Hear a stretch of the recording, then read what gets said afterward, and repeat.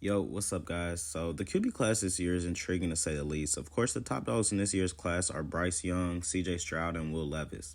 With the Colts being absolutely trash this year and experimenting on what seems like the 100th quarterback they've been using, today we're going to explore who should be the number one pick and give a case for each prospect as if a team were drafting them.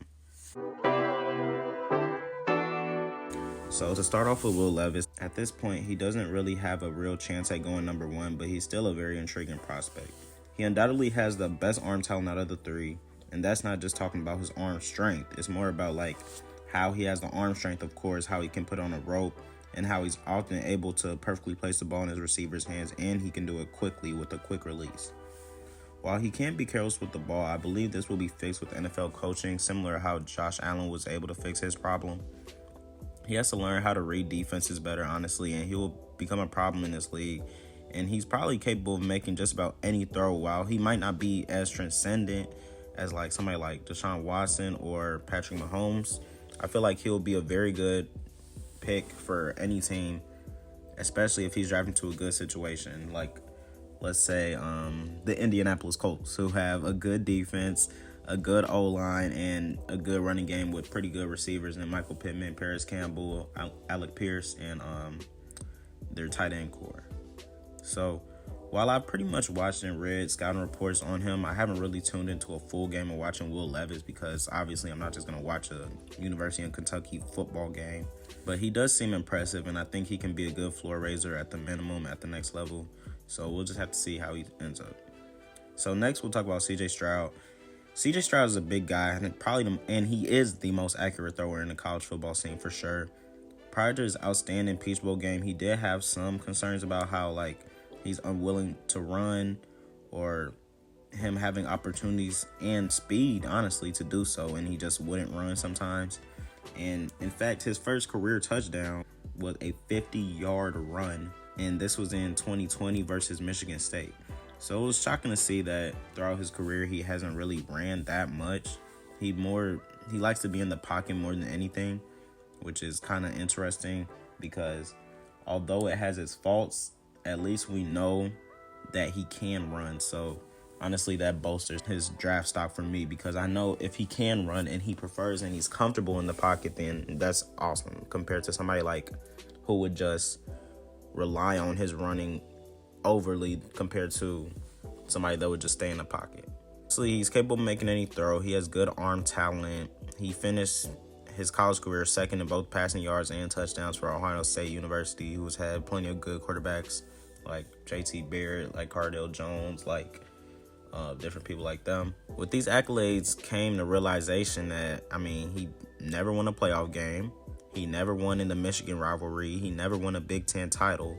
But when it came down to the Peach Bowl, which was essentially his most important and biggest game of his career, he not only showed what he's done throughout his career, but he elevated the outlook on himself because he showed better pocket awareness, which was kind of a problem with him, as he would take some take some sacks that wasn't ideal for what he was supposed to do. And then he was able to use his legs in that game. He ran for multiple first downs when I was watching the game, somewhere on third down. He really used his legs when needed, and that was really good for us to see because honestly, sometimes he would have a running lane and he would just stay in the pocket regardless and maybe take a sack or throw a bad ball to somebody.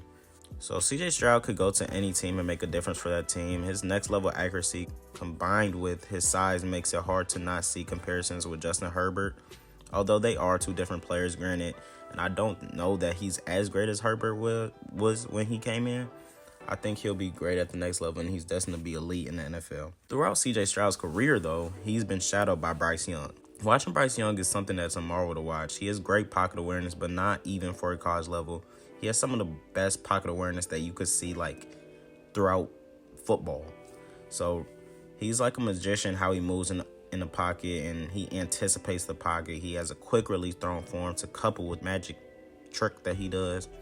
So think that makes him really a great ceiling raiser. So if you put him on any team, I think that team can go from good to great. I think a bad team can go from bad to good with him being there.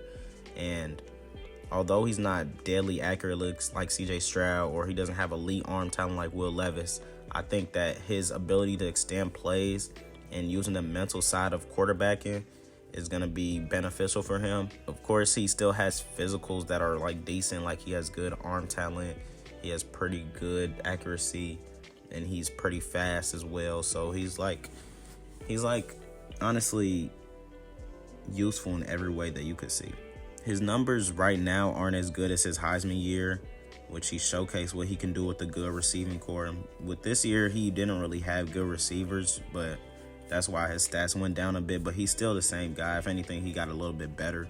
So I would say Bryce Young is definitely somebody that everyone should have their eye on, because he could be the next big thing, because his intangibles out of that position is insane. And when you have good intangibles, you're pretty much going to make it in this league. So the problem with him, obviously, is that he's small. He's about 5'9" or 5'10"-ish, and he's like probably, I would say, 175 pounds. So he is small for the position. And with what we've been seeing recently in the NFL, that matters. A small guy getting tackled by a really big guy, it doesn't take numbers to realize that's not good. If you don't believe me, just ask somebody like Tua or Kyler Murray, and they'll tell you how life's been. So that is one area of concern, but that's the only area of concern. If he's able to overcome that, he'll be a top 5 quarterback in the league one day. He'll be what people hope Zach Wilson would have been. And if he's in the right situation with one of the better playmakers, he'll be one of the better playmakers we've seen. So if it were up to me in the war room on draft night to make a decision, and I pass on Bryce Young, who could end up being this next level quarterback who can make my team better by leaps and bounds, I'd live to regret it. So I would pick Bryce Young if I had the first option. If the pick ends up being CJ Stroud, it's not terrible. I can see it happening only because maybe Bryce Young's physicals are going to come out, and things like that could change the trajectory of what people are thinking. But honestly, I think an NFL team would be dumb to pass on Bryce Young, who could be this transcendent quarterback for their franchise. So with that being said, that's all I got, man. Let me know, who do y'all think is the best quarterback out of this draft process? Who do y'all think is the best prospect that's other than the quarterback in this draft process? Because honestly, I'm just now getting into college football. So yeah, just let me know in the comment section about how y'all feel about the NFL draft prospects. And yeah, I'll hit y'all next time.